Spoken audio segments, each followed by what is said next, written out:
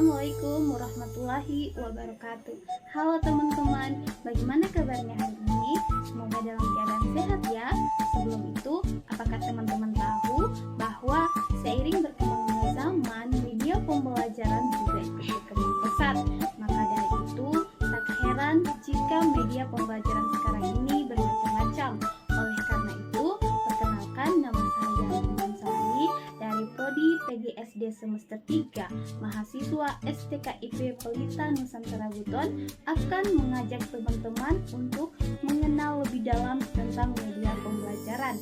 Jadi, teman-teman jangan lupa nonton sampai selesai ya, agar kita dapat mengetahui tentang apa itu media pembelajaran.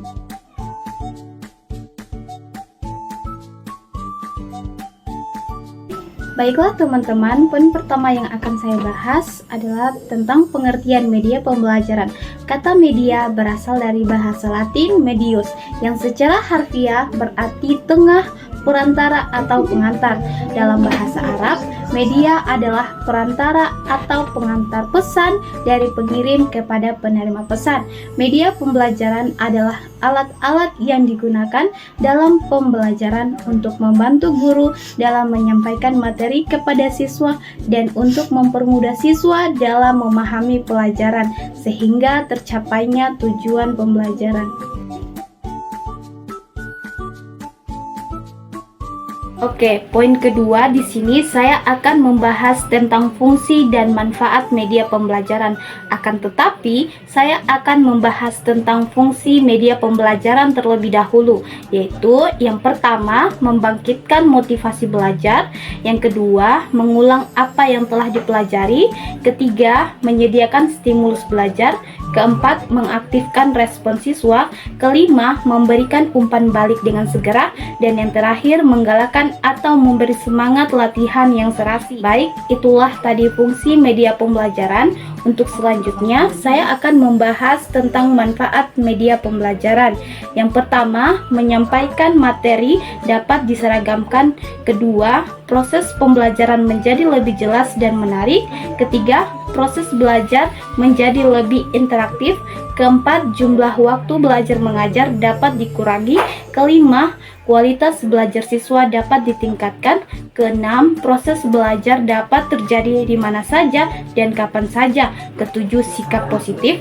Dan yang terakhir, peran pengajar dapat berubah ke arah yang lebih positif dan produktif.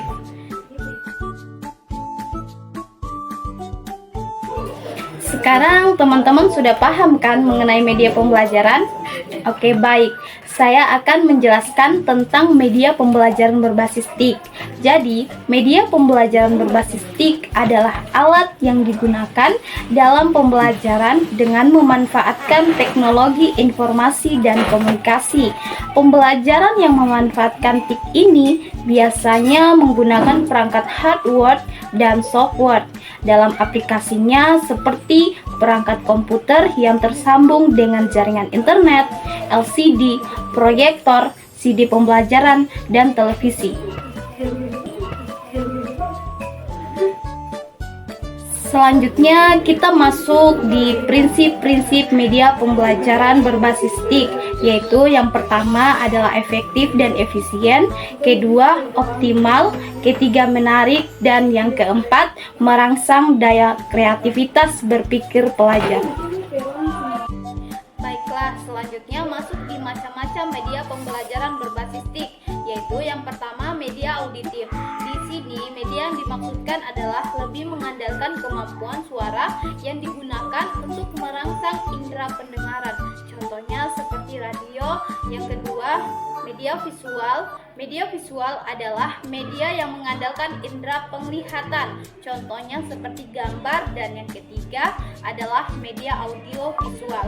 Media audio visual adalah media yang mempunyai unsur suara dan unsur gambar. Contohnya seperti film. Selanjutnya masuk di fungsi media pembelajaran berbasis TIK. terbagi menjadi 3 fungsi, yaitu pertama, TIK mempunyai fungsi sebagai alat, yang berarti teknologi bisa digunakan untuk membantu proses pembelajaran peserta didik. Yang kedua, TIK mempunyai fungsi sebagai pengetahuan, artinya TIK bisa digunakan untuk memperoleh informasi. Dan yang terakhir adalah TIK mempunyai fungsi dalam pembelajaran sebagai sumber belajar dan media belajar. Baiklah teman-teman, lanjut di manfaat media pembelajaran berbasis TIK, yaitu pemanfaatan dalam penyampaian materi. Pembelajaran lebih interaktif dan memudahkan siswa dalam pembelajaran. Waktu dan tenaga akan lebih efisien, dapat menumbuhkan semangat siswa dan dapat meningkatkan hasil belajar siswa.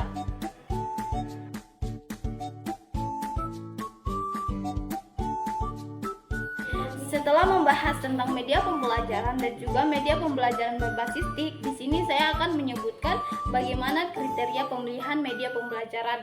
Kriteria pemilihan media pembelajaran terbagi menjadi beberapa bagian, yaitu yang pertama adalah tujuan, kedua efektivitas, ketiga kemampuan guru dan siswa, keempat fleksibilitas, yang kelima kesediaan media, yang keenam manfaat, dan yang terakhir kualitas.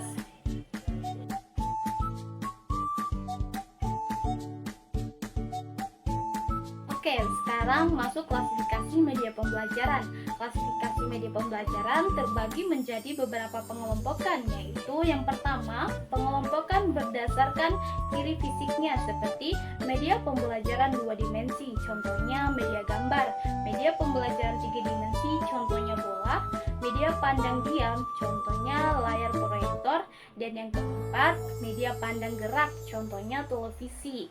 Kedua, pengelompokan berdasarkan unsur pokoknya seperti media audio, contohnya radio, media visual, contohnya media gambar, media cetak, contoh-contohnya seperti buku pembelajaran modul, media still visual, contohnya slide, dan film strip, media motion visual, contohnya silent film atau film bisu.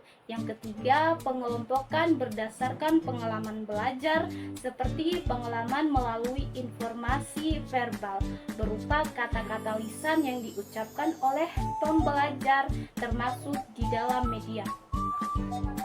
Pengalaman melalui media nyata berupa pengalaman langsung dalam suatu peristiwa, pengalaman melalui media tiruan berupa tiruan atau model dari satu objek, proses, atau benda.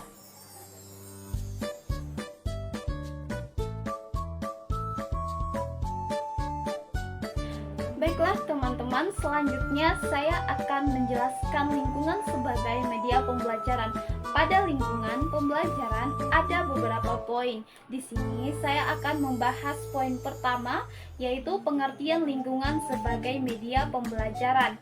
Media pembelajaran lingkungan adalah pemahaman terhadap gejala atau tingkah laku tertentu dari objek atau pengamatan ilmiah terhadap sesuatu yang ada di sekitar sebagai bahan pengajaran siswa sebelum dan sesudah menerima materi dari sekolah dengan membawa pengalaman dan penemuan dengan apa yang mereka temui di lingkungan mereka. Sampai sini teman-teman sudah paham kan mengenai pengertian media pembelajaran.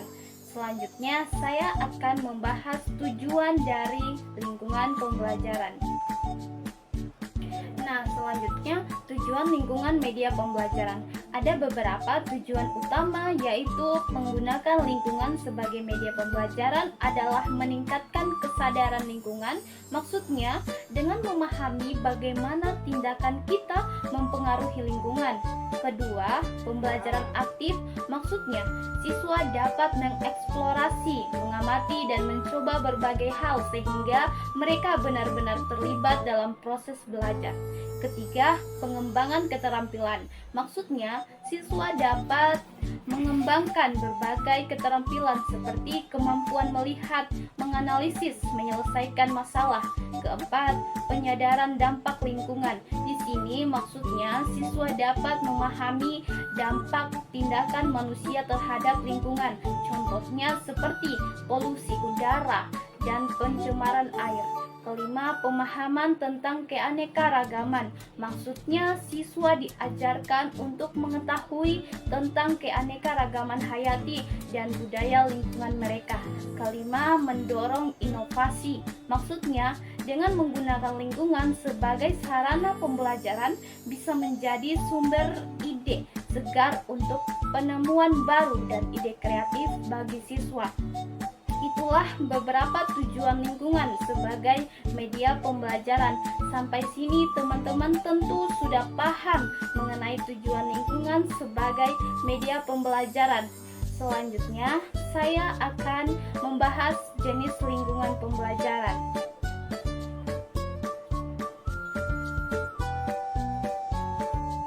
Jenis lingkungan sebagai media belajar.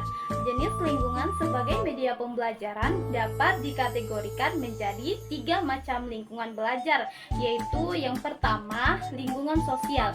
Lingkungan sosial sebagai sumber belajar berkenaan dengan interaksi manusia dengan kehidupan bermasyarakat, contohnya seperti organisasi sosial adat. Kedua, lingkungan alam. Lingkungan alam adalah segala sesuatu yang bersifat alamiah, seperti keadaan geografis, iklim, dan suhu udara. Ketiga, lingkungan buatan. Lingkungan buatan adalah lingkungan yang sengaja diciptakan atau dibangun manusia untuk tujuan tertentu yang bermanfaat bagi manusia. Contohnya seperti irigasi, pengairan, dan bendungan.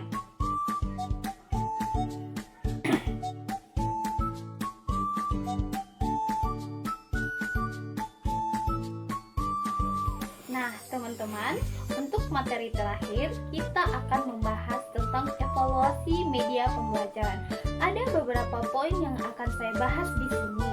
Pertama, pengertian evaluasi.